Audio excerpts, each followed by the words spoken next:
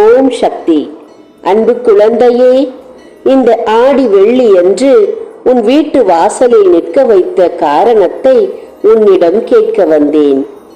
என் வார்த்தையை கண்டால் கேட்டுவிடு என்று நான் கூறியும் என் வாக்கை கேட்க நேரமில்லை என்று தள்ளிவிட்டு போகிறாய்.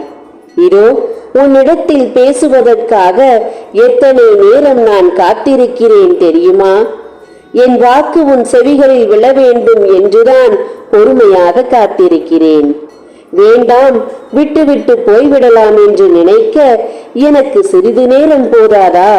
தங்கமே, போவதற்கு மனமில்லாமல் உன் வாசலில் நின்று கொண்டிருக்கிறேன், எப்போது என் வாக்கை கேட்பாய் என்று. இதோ இந்த நேரத்தில் தான் நீ என் வாக்கை கேட்க வந்திருக்கிறாய். பொறுமையில்லாமல் நீ செய்த பல காரியங்களை பார்த்தும் பொறுமையோடு உனக்காக காத்திருக்கும் இந்த ஆதிபராசக்தியை இன்னும் மதிக்காமல் தள்ளிவிட்டு போய்க் கொண்டிருந்தால் நிலைமை மோசமான பிறகு தாயே இப்படி ஆகிவிட்டது என்று கண் கலங்கினால் பிரயோஜனமில்லை என்பதை புரிந்து கொள்ளேன் அன்பு பிள்ளையே. தங்கமே, உன் வாழ்க்கையில் என்ன நடந்து கொண்டிருக்கிறது என்று புரியாமல் தானே எந்த வழியாக போக வேண்டும், எந்த வழியில் எனக்கு நிம்மதி கிடைக்கும் என்றுதானே குழம்பிக் கொண்டிருக்கிறாய். அந்த வழியை காட்ட வந்தாலும் கேட்க மாட்டேன் என்று விதி அழைத்து செல்லும் வழியில் நீ சென்று கொண்டிருக்கிறாய். தீமைகள் நிறைந்த வழியில் போய்கொண்டிருக்கிறாய். அதுதான் சரியான வழி என்று. அது சரியான வழி அல்ல என்று சொல்ல வந்தாலும் கேட்க நீ தயாராக இல்லையே என் பிள்ளையே. உன் வாயில் இருந்து வரும் வார்த்தைகளை கட்டுப்படுத்த வேண்டும்.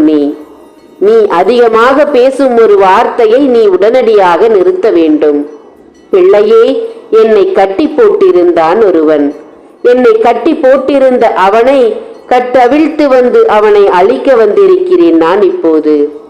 வெகு காலமாக நீ என்னிடம் ஒன்று கேட்டும் அது உனக்கு நிறைவேறாமல் தள்ளி போய்க் கொண்டிருக்கிறது என்று வேதனை கொண்டாயே.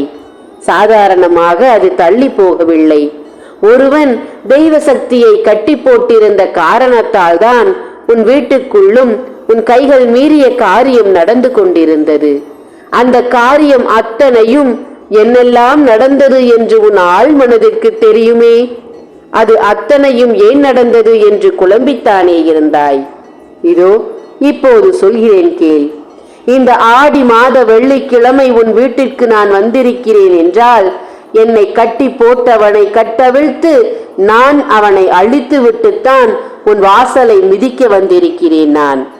இப்போது வேண்டுமானால் நான் பேசுவது உனக்கு புரியாமல் இருக்கலாம். புரியும் நேரம் வரும், அப்போது புரிந்து கொள்வாய். அதுவும் வெகு தூரத்தில் இல்லை என் பிள்ளையே. நாளை 12 மணிக்குள் நீ அறிந்து கொள்வாய் நான் சொல்வது என்னவென்று. யாரை அவிழ்த்து யாரை அழித்து வந்தேன் என்பதை நாளை புரிந்து கொள்வாய். இப்போதாவது தெய்வ சக்திகள் உன் வீட்டில் இருக்க வேண்டும் என்றுதான் நான் கட்டவிழ்த்த உடனே உன் வீட்டிற்கு வந்திருக்கிறேன். நான் உன் வீட்டு வாசற்படி மிதித்து உன் வீட்டிற்குள் அமர வேண்டும் என்று நீ விரும்பினால் உன் விருப்பத்தை எதில் காமிப்பாய்?